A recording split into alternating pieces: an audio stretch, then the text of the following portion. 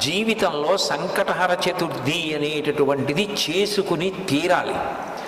సంకటహర చతుర్థి వ్రతం ఒక్కసారైనా చెయ్యాలి.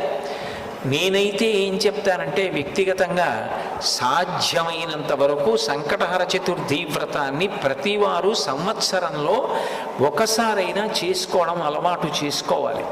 నేను ఎందుకు ఈ మాట అంటున్నానంటే, వేదవ్యాసుడు దేవీ భాగవతం చేస్తూ ఒక మాట అంటాడు, కాలో హి బలవాన్ కర్త సతతం సుఖదుఃఖయో నరాణం పరతంత్రాణం పుణ్య పాపానుయోగత.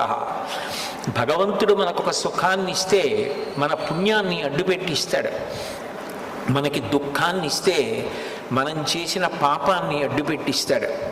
నేను చేసిన పుణ్యమేదో నాకేం తెలుసు, నేను చేసిన పాపమేదో నాకేం తెలుసు, అనుభవంలోకి వచ్చేశాక తెలుస్తుంది. అది అనుభవంలోకి వచ్చేసి